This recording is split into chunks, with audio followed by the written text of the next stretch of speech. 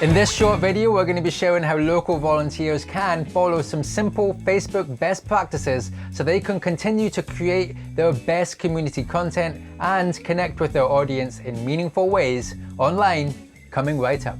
Hey folks, welcome back to CareBlair. My name's Kyle and here we share positive news, stories and information that helps local volunteers, non-profit community groups and charities to connect with their audience in meaningful ways online. So before we get into this video, if your community non-profit project needs to set up their Facebook business page from scratch the right way, we've just created a full tutorial that goes step by step on how to do just that.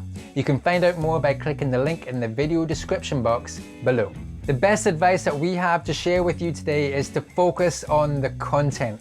We should really be focusing on creating value for others through entertaining or educational content that we believe will resonate with our audience in a meaningful way. According to HubSpot research, basically they analyzed 10,000 social accounts in a given week, and they found that if your group has 100 followers or more, that your Facebook posts, specifically the first 2 Facebook posts in any given week, tend to get just 1 click. And that means 1 in 100 of your Facebook followers will actually click on the first 2 posts in any given week. So why is this happening? Why is there a decline in this? Well, it's purely because Facebook prioritizes paid advertising and not so much the free organic advertising that we've come to know of over the last few years. So that just means long gone are the days that we can just sign up to a social account and expect to get all this free attention on our non-profit or business. And that's not good news for community non-profits, specifically the small ones with low budgets for media and advertising. So today I thought of 5 things that we could do to live, breathe and experiment with in our own non-profits to help keep our audience members engaged and connected. Here we go, let's go.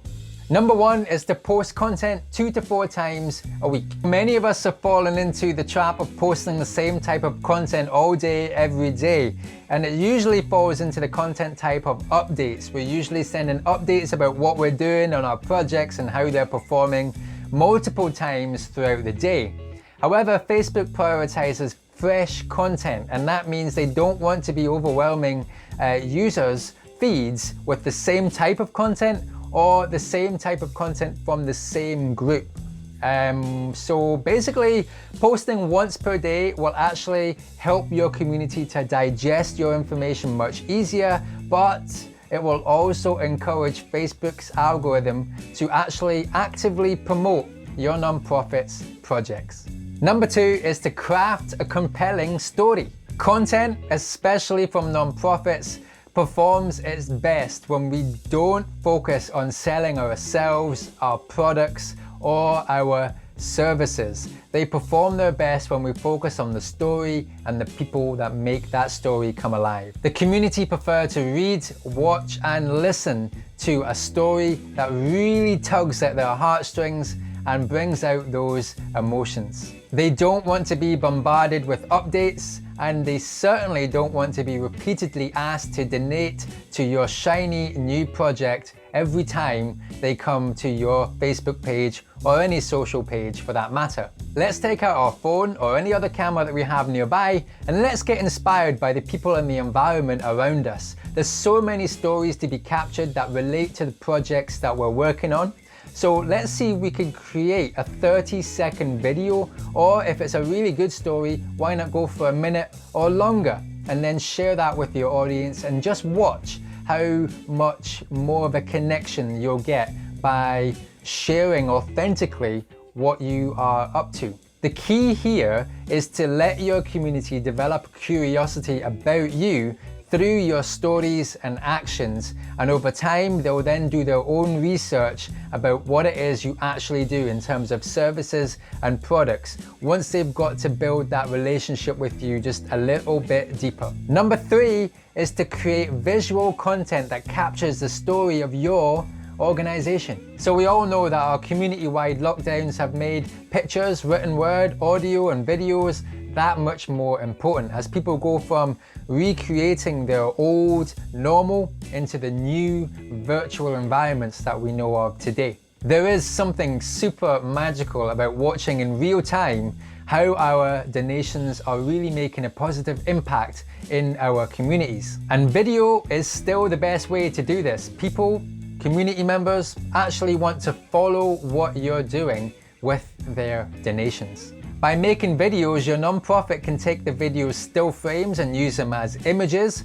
You can take the audio from the video and use it as podcasts, and you can also take your script and use that as blog posts, making your nonprofit's community content strategy that much more efficient. But it also helps you not only to stand out on Facebook with all that content, but also on all of the other social media platforms as well.